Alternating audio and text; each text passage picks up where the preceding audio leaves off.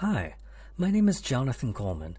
Today I'm going to show you how to maximize the impact of content design, both in your teams and in the discipline, as well as in the products you build. I'm a senior design manager at HubSpot in Dublin, Ireland, where I lead our global content design practice.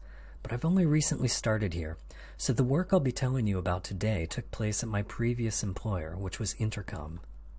You can find me on Twitter at jcoleman, and you can feel free to connect with me on LinkedIn as well. If you have any questions that we don't get to discuss in the chat, please ask me on either channel, and I'll happily follow up with you. But look, I know you're busy and multitasking while you're at home, so no worries if you need to leave early to take care of the kids, walk your dog, go to the bathroom, or get fascinated. You can go to this link anytime and get my slides. Notist/jcoleman. That's not.ist/jcoleman. There you'll find links to all of the references and all the related resources I mentioned, so everything will be all together for you in one place. This talk starts with the biggest public failure of my career, and it ends with an altogether different sort of failure that means a hell of a lot more to me. One of the reasons I like talking about failures is because, well, we so rarely hear about them at events like this one. We always see lots of stories about big wins and successful outcomes, but it's rare to hear about the losses, the mistakes. And that's a pity, because these are often the more interesting stories that teach us the most. And I want all of us, the entire design industry, to be a place where people can show what they're learning from failure. Because one of the oldest and best lessons in product is that we always learn more from failure than we do from success. So let's rip off some Band-Aid, shall we? I worked at Facebook back in 2014, and this is one of the first projects I worked on. It identified the music, movies, and TV shows playing around you, so it was pretty much like Shazam, but for Facebook. Here's how it worked. If you opted in, then whenever you made a post, Facebook would use the mic on your phone to analyze the sounds playing around you, and it would then create an audio fingerprint of those sounds and attempt to match them against a huge database of music, film, and TV audio prints to identify what you were listening to. And then you could choose to post a preview of that song, TV show, or movie to Facebook. And all of this happened in about 5 seconds. It's pretty cool, right? Well, in 2014, that's what we thought anyway. But here's the thing. Just because you can solve a hard, technical problem doesn't mean that you are solving a real people problem. And I should mention that none of what I'm about to show you is a secret. There's a press release on Facebook's newsroom from 2014 that shows you everything you're about to see here. Now, my work on this was solely limited to UX writing. I planned and wrote out this welcome screen, and its goal was to explain the feature clearly so that people would opt in to using it. Now, do you see that Learn More link in the middle? If you tapped it, then this second screen would come up, and it tells you more about what the feature is and what it does. And, well, that's it. We went through a few iterations, I took it to design critique, and I got feedback that I applied to the final version. I got it approved by the product team, all the various leaders, even the lawyers. And why not? It's simple enough, friendly enough. What could possibly go wrong? Oh, let me tell you. You see, people needed to know how it worked and why they might use it. The how and the why. But all I had was the what, and there was barely any what there. Amy Thibodeau, who's now the Chief Design Officer at Gusto, was a fellow content designer at Facebook at the time. She used to call what I was doing dusting the content. She said that when you only tidy up the words on the surface without understanding or solving the problem, you're really not focusing on the product or its user experience anymore. So that's what I was doing, dusting. Seeing to things like voice, tone, terminology, writing standards and style, but not giving the actual experience or the people it's intended for any of the real attention or focus. So I inadvertently buried the most important context about the how and the why on this secondary screen. It was easy to miss, and impossible to get back to. Also, the overall value proposition of this product was pretty weak. I was solving a problem for Facebook. We wanted people to post more and post faster, but it wasn't a real people problem. So, what do you think happened when we launched? It was pretty much what you would expect. In the absence of clear message and a strong value prop, people assumed that Facebook was always listening to them and to their conversations, recording everything and then using it for ad targeting. So here's a news story that shows how this product was perceived at launch. And here's another one. And here is another one. And these were all caused by my failure to do my job. My failure led to this petition. It was signed by over 600,000 people, and it was just one of many at the time. My failure also led to this viral video and several others that were viewed millions of times. My failure led to a Jimmy fucking Kimmel sketch. Facebook tried to control the damage, but the damage was done. The product was dead on arrival, and they quietly pulled it from the app. And now, in case if you're wondering, Facebook doesn't actually record your conversations. They don't need to, because they can still serve you extremely personalized and targeted ads without doing that. And just so we're clear, I take absolute responsibility for this. The product team didn't have a designer, so I was in the best position to influence what they shipped. But I didn't do that. I didn't do my job. I regret it so deeply to this day. But let me talk about why I failed. It's because I wasn't focused. Like many content designers, I worked on multiple teams at the same time, on multiple projects within those teams, none of which were closely related. I was in back-to-back meetings most of the day and trying to write highly nuanced influences in the bits of time in between them, or at night, or early in the morning. So back in 2014, I didn't just work on that product I showed you. I also worked on Facebook Login. I also worked on Nearby Friends and Anonymous Login. And I covered Facebook's entire developer platform and their entire search platform. I worked with at least 10 product managers in unrelated areas and probably twice that number of designers, all of whom were always wondering why I was running around like a crazy person. Oh, and I was also managing a team of content designers at the same time, and each of them also worked on their own sets of different unrelated products just like me. So we often criticize mottos like Facebook's move fast and break things, but this accurately describes how most content designers still work today.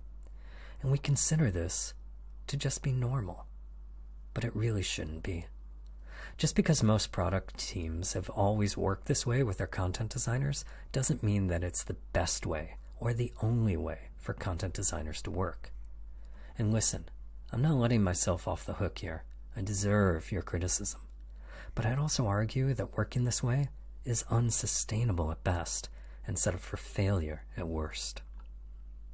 Now that massive failure biased me against this way of working, and since then, I've craved nothing more than focus. So when I joined Intercom back in 2018, I took an opportunity to explore how content designers work and create impact. And by talking with people both at Intercom and content designers at other companies across Europe and North America, I found 8 core problems for content professionals who work with more than one team at a time. The first is that you have no focus. You're constantly context switching and optimizing for quick work in between all those meetings, or you're doing it on your commute, or late at night, or early in the morning. And not just during crunch periods like just before lunch. You're doing this all the time. You're probably much smarter and more talented than I am, and you wouldn't have made that big mistake I made at Facebook.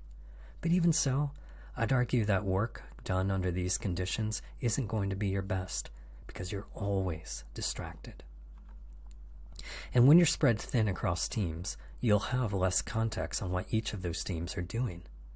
Even if you're invited to every team's meetings, you simply can't attend them all. Stand-ups, retros, planning, road mapping, work sessions, they're challenging with just one team, let alone many of them. You'll soon run into conflicts even with just 2 teams, much less 5 or 10 or more. And this means that you won't be as aware of the issues, the context, as everyone else on those teams. You'll rarely have a clear, thorough understanding of the problems they're trying to solve, the people affected by them, research insights, jobs to be done, roadmaps, and so much more. And unfortunately, this likely creates distrust in you and in your work. Now, part of that distrust comes from your team having very little idea of what you do, how you do it, or why it's valuable. Your teams are challenged to understand these things because they barely see you. Everyone else on that team works on just one thing all together, all the time, except for you. So they don't get to see your process, how you solve problems, how you determine solutions, or validate their success. They barely know you. And so to someone who only sees you for 30 minutes or maybe 60 minutes a week, it seems like all content designers do is ask a lot of questions, write a lot of strings, but everyone else on that team, they're focused on the real product problems. And that's not your fault. It's also not their fault. I'd argue that neither of you are set up for success here. And so because of your lack of time and context and trust, you often don't get to work as deeply on problems as everyone else around you. Most of your work gets limited to the product surface, where your colleagues want you to fill in a series of boxes with just the right words. And even then, they'll still doubt your decisions and question your judgment because they don't know you and they don't know how you work or why you do what you do. And because they don't trust you, they'll keep you in that box of the copywriter role instead of letting you take the reins of design. And so you won't have the same opportunities for product impact as all your colleagues do. They're rewarded for solving hard problems and shipping new product and features. But you're usually overlooked. Your work often goes unnoticed because you're not considered to be part of that team or to be an essential part of the solutions that they ship. Your ability to influence people, product, strategy, and more is often constrained. And while you crave recognition for everything you're doing, for working so hard while being stretched so thin, you almost never get it. The doors to impact and recognition that are open to others, they often aren't open for you. And this makes it hard to advance in your career. Not just promotion to the next level, but real development, learning how to solve harder problems, building better products, multiplying your impact on them or the impact of others, developing your skills as a designer or as a product person. Basically, doing anything besides writing, and usually writing more or writing faster. But what if you want to grow in design, or maybe in engineering, or in product? It's hard to grow your skills when you're scrambling to switch context between teams, between meetings, when your work isn't trusted or recognized, and when your hands are tied. And this means that you're almost never paid as much as your colleagues in design and product. They out-earn you in cash, equity, bonuses, raises, and more. And they'll continue to out-earn you as they take new roles and new jobs at new companies. They're already well ahead of you, and by the end of your career, they'll be even further along. It's not just about us as individuals either. A survey by the UX Writing Collective found that 74% of people who self-identify as UX writers also self-identify as women. So less compensation for practitioners of this entire discipline also greatly contributes to the gender pay gap in design and tech. And so finally you're burned out. And who wouldn't be under circumstances like these? It's hard to stay motivated when you're spread so thin, context switching so much, you're under-recognized, under-promoted, and underpaid. And when your only solution is to go to another company just to repeat the same cycle over and over again. For me personally, the most draining thing is knowing that you have unfulfilled potential and that you're blocked from living up to it. So even when you're exhausted, you know that you could work better if only your organization would let you work differently. So we have these 8 core problems, and they aren't new. Everyone working in this field knows all about them. Most folks have grappled with them for the better part of a decade, and some even longer. But we rarely talk about them outside of the content disciplines because it doesn't seem like there's a good solution. And when we bring it up, our leaders all too often disregard our feedback and make us stick with the status quo. Now, these 8 problems mean that content design teams often don't align with the qualities of what we think of as an effective design organization. These qualities were developed by Peter Merholtz and Kristen Skinner in their book Org Design for Design Orgs. And by their definition, most, if not all, content teams just aren't healthy. They don't work from a solid foundation, their output is overly constrained, and their management is not empowered to do anything about it. But there's hope. We don't have to be defined by our problems. We can take a design approach to understanding them, experimenting with solutions, and making progress over time. I'm going to walk you through a design ops effort that we pursued over the course of 6 months back in 2019, purposefully built to solve these 8 core problems. It led us to change the way our content designers work, what they work on, how we understand their impact, their expectations and accountability, and even their compensation. I say again, there's hope. In our case, hope came from design ops. This is a shortened form of the term design operations. It's a movement that's grown well over the past several years, especially among distributed design teams at large organizations in order to make them more efficient and effective. But it's also applicable and very useful for small teams as well. Now, there are many definitions of what design ops is and what design ops teams do, but Dave Malouf's definition here accurately describes what you're about to see. Now, one of Intercom's product principles is to always start with the problem. We try to explore it deeply and persistently return to it to make sure that we don't veer off course. And so that is how our design ops work began. I interviewed my team, our internal partners and stakeholders, our leaders, as well as several external content design teams at other companies all over North America and Europe. Intercom have a culture that focuses on writing, and so I created this document with my findings. This is where we defined and explored those 8 problems I shared with you earlier, and it's also where we hypothesized the solutions I'm about to share with you now. So the key change I proposed was that we move content designers from focusing on 5 or 6 or more teams each to just one team at a time, one content designer to one product team, and that's it. This matched the allocation of all of content design's colleagues, product designers, product managers, engineers at Intercom. They all worked on just one team at a time. Now, working this way has heaps of advantages, and the most obvious of which is the opportunity to focus. But product people who work this way also have the time to develop deep understanding and context. They get close to the problems and to the people who are affected by them, and they earn the trust of their team because they're constantly present and working with them. They're highly visible, and they can participate in all of their rituals.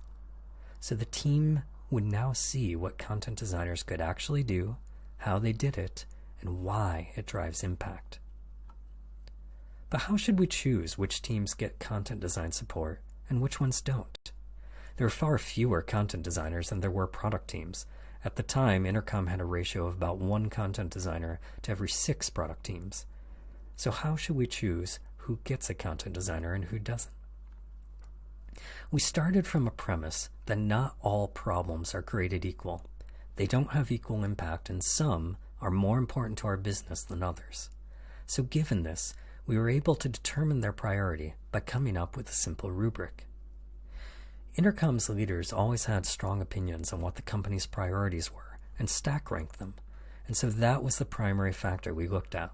What was the highest priority for our business in the current moment? Knowing this was important because we wanted to make sure that content design was actively aligned with the business on those priorities. Next, we looked at whether there was opportunity for content design to have an impact in the work those teams were doing. For example, if a team was working on, say, back-end infra, there probably wouldn't be a lot of opportunity for content design, so we'd rank that effort lower than, say, something that was customer-facing or introducing a new customer-facing concept into our product system. Then we would look at factors that might gate how effective the content designer could be on that team. First, we inquired with the team to see if they even wanted to work with content design, And you might think the answer would always be yes, but there are valid reasons for a team to say no. For example, maybe the team have a proven record of solving content design problems well on their own. And if so, that's great. With limited resources, we're simply needed more elsewhere. And finally, we look at where the team was located. Remember that this was pre-pandemic, and at the time, Intercom built product in 3 offices, Dublin, London, and San Francisco, and the teams in those offices all worked together in person. So if everyone on the team was located in one office except for the content designer, that could slow the team down, cause collaboration problems, and would also be a bad experience for the content designer too, particularly if they're working out of their home time zone. So, you take all these factors together and we could produce a decision that we could justify to all of our stakeholders. It wasn't math. It required human judgment, conversations, alignment. And we could have gotten into many other factors here: revenue opportunity, product development life cycle, specific skill sets, and so on. But that's okay. This was meant to be a fast way for us to prioritize and get started in being more effective, while also showing everyone exactly what we were optimizing for. Now, to get the full benefit of working with just one team at a time, we also had to give up any distractions that would hurt our focus. And for us, this meant canceling our office hours program. Now, many content design teams use office hours to earn trust and to provide lightweight support across their entire company. But I'm biased against office hours programs like these because I believe that they make accountability unclear and they optimize for shortcuts rather than following a proven process. In other words, they make content design look like something anyone can do in about 15 minutes with a strong opinion.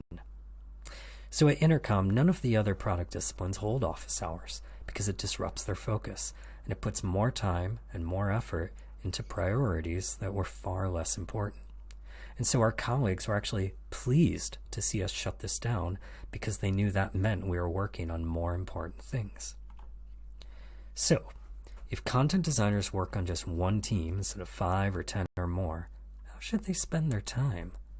We needed to set new expectations with our colleagues for what we could do, how we could do it, and why it has impact. So inspired by Jesse James Garrett, we defined the practice of full stack content design. This is work that goes beyond the product surface all the way to its foundations. We untie the hands of content designers and set the expectation that they would be accountable not just for user experience, but for overall product success as well. So now content designers were expected to influence product strategy, direction, scope, roadmaps, systems, solution concepts, and more, just like everyone else on their product team. They had just as much at stake in a product as a PM, a product designer, an engineer, or anyone else who was dedicated to the team. Our theory was that if content designers have deep focus, context, and the trust of their teams, then they can work on problems more deeply from the beginning, having far more impact on the product than they would otherwise. They could also engage in setting product strategy and requirements, as well as interaction design, UI design, visual design. You know, just like product designers. And because our teams already know what to expect from product designers, it was now easy for them to understand what to expect from content designers. And in effect, we often referred to this as just being capital D design. And so our content designers started working like product designers. They co-led product teams. They drove their own product efforts, such as understanding the problems, aligning the team around them, conducting research to yield insights, hypothesizing solutions, and working at all levels of fidelity to prototype, validate, and ship. That's right. They worked in clearly identifiable and well-understood ways across the entire double diamond, just like product designers. But what were they actually accountable for? What did their work and impact look like? And what was their definition of good content strategy and content design? Also, how did they even advance in their careers? We started up by writing a detailed list of all the competencies, skills, and outcomes that we thought were highly specific to content design and that we thought we should be held accountable for. Things like voice and tone, information architecture, taxonomy, terminology, style, location, narrative, and more. Sounds good, right? But then we trashed all of that. Here's why. As we reviewed Intercom's existing competencies for product designers, we didn't see any reason why content designers couldn't or shouldn't do the same things. Let's take a look. For example, check out these expectations Intercom has for product designers working in products and teams. We now hold both product and content designers accountable for the same competencies. Why shouldn't they? These focus on product knowledge, direction, vision, strategy, and collaboration. It's hard for me to imagine any design role being effective without these skills. It just makes sense that content designers should be accountable for them just like product designers. And it's the same for the behaviors and practices that Intercom values. These competencies focus on beliefs and values, how people communicate about design, developing a growth mindset, and team building. Why shouldn't content and product designers be accountable for these same things? Since we want both of those roles to work together well, it would create conflict and disruption if content designers had a different set of values and behaviors than product designers. And this also holds true for results, the impact and outcomes that Intercom cares about most. These competencies focus on the impact designers create and the practices that bring it about, such as setting goals, biasing towards action, working efficiently, and making the most of opportunities. Again, why shouldn't both content and product designers be accountable for these same things? So the only real difference we found was in design execution, literally the design process. Now, you might think that there's a big gulf in execution between what product designers do and what content designers do. But there's not if, and only if, content designers work on just one team at a time. And that makes most of the differences between these roles vanish. And so in the end, we decided to keep these same expectations for design execution with just one slight difference. Product designers would focus slightly more on interaction and UI design. Content designers would focus slightly more on information architecture and UX writing. But both roles would be expected to be proficient and capable across all of these areas. And that's it. That's the only difference in accountability, in expectations that we set between these two roles. In looking deeply at the differences between product design and content design, two roles that we thought were so distinct from each other, we found out that they were far more alike than we thought. And finally, content designers around the world are usually paid far less than their peers in product design and other disciplines. It's an open secret. We all know it. If you work in content design, your company and the market likely don't value you as much as they do nearly any other UX function. And we know this from published salary surveys, as well as from internal and publicly shared spreadsheets of salary information from many, many companies. And we see it across all levels, all company sizes, maturity, countries and regions, and all sorts of other factors. So what Intercom did here ain't exactly rocket science. We figured at the time that if content designers do the same work as product designers, using the same process, to the same standards and expectations, and are held accountable for the same results and impact, then they should be paid the same. So that's what we did. We adjusted compensation for content designers to make it equal with product designers and UX researchers. They all had exactly the same total compensation by level and experience in their salary bands. There was no difference at all between pay bands, equity grants, benefits, or anything else. And a fun fact, our designers at Intercom also had the same pay bands and compensation as their product managers. This wasn't a hard conversation. Intercom's leaders were happy to do it because it's just so clearly the right thing to do. Equal pay for equal results. We've also found it to be a key differentiator for recruiting new content designers to join us. But that's not what we intended, and it's not an advantage I wanted to have. And that's because everyone in this field should be paid fairly for their work. Imagine, if all companies did this at scale throughout the entire content design or UX writing disciplines, where women make up 74% of all practitioners, then we'd begin to have some clear impact against the gender pay gap in design and tech. And there you have it, the 4 key changes we made from Intercom's design ops efforts that gave us hope and helped us build resilience as a discipline. First, content designers worked on just one team at a time and stopped running office hours. Second, they practiced full stack content design, working not just on the surface of products, but deeply in strategy and scope, extending their practice across the entire Double Diamond design process. Next, we held all designers accountable for impact in exactly the same ways, so that everyone knows what to expect of both content and product designers. And because of all that, they paid designers all the same. And together, these changes solved all 8 of those core problems that I mentioned earlier. But like any changes, they come with trade-offs. And I want to walk you through 3 of the key trade-offs we discovered along the way. We had just begun tackling these as COVID hit in 2020. As I mentioned before, many of Intercom's products didn't get any content design support at all. And that wasn't a bug, it was a feature, because we made intentional choices to invest 100% of a content designer's time into just one product instead of 6. In effect, by prioritizing some teams above others, we were picking winners and losers. And for us, it was far more important to do the best work we could on our very top priorities, rather than do a mediocre job across everything. But still, the product experiences that didn't get our support were much lower quality than we would have liked.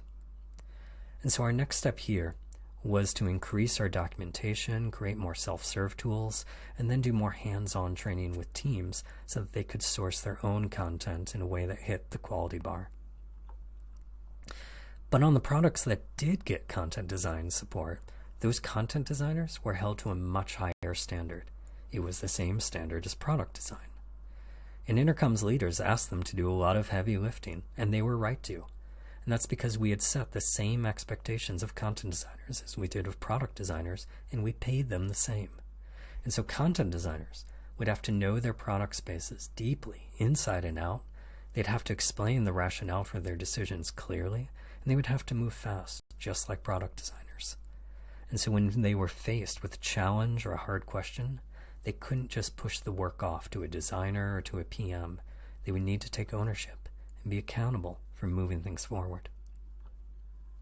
And finally, when content designers are focused on just one team, they can't work holistically on all of the content across the entire product system anymore. It's not just individual products that didn't get our support. It was all the handoffs where they connected with each other as well. And so if you went through all of Intercom's products at a deep level, you would have found a number of inconsistencies, inelegant experiences, and quite possibly even some bad ones. We tried to give all the teams working in product the guidance that they needed to avoid these problems, and we worked hard to stay in close contact with our customers to solve issues if they came up. But I'm sure many things still slipped through the cracks. So, do you remember how I told you at the beginning of this talk that I was going to start it with a failure, but also end it with one too? Well, now we're here. At the end. Unexpected events, like a once-in-a-century global pandemic, can disrupt even the best laid plans. And so, during that long summer of 2020, Intercom made the difficult, very painful decision to lay off many of their staff due to the impacts of COVID-19 on the business. And among those affected were the entire content design team, as well as many other teams. We were devastated, especially after we'd realized so much success with this design ops effort to redefine how we worked. It felt like everything we'd worked so hard to accomplish just didn't matter anymore. And because of the virus, we couldn't support each other in person. We couldn't hug each other or cry together. And let me tell you, Doing shots over Zoom is a piss-poor substitute for the real thing. Now, I mentioned at the beginning that it's important for us to talk about failure. And that's because it creates a space where everyone has the opportunity to learn. And there's nothing more important than learning, right? Except for maybe one thing. It's important to hope, too. It's not enough for us all to just work and learn and sleep and repeat. You gotta have hope. Because hope is the one thing that gives you the inspiration to do anything, everything. So even now, there's still hope. All of the content designers who were laid off quickly found new jobs, and they're doing exciting work at places that they're passionate about. I myself later moved on to HubSpot, and I'm now building up their global content design discipline, and I'm using the things I learned from my failures at Intercom. And so here's what gives me hope. Ideas are like seeds, and the seeds we planted are lying dormant deep in the soil. And while there's a long, dark winter ahead of us now, those seeds are already beginning to germinate, take root. And perhaps in the spring, they'll break through the surface, feel the warmth of the sun, and they'll unfurl their leaves and grow into something new. Maybe for you, they're growing into something new right now. I told you when we started that the oldest lesson is that failure is a far better teacher than success, and I believe in that. But it's not the only thing I believe, because over the course of this pandemic, I found resilience in something else, something stronger, something more meaningful. Wherever there is life, there's hope. Thank you.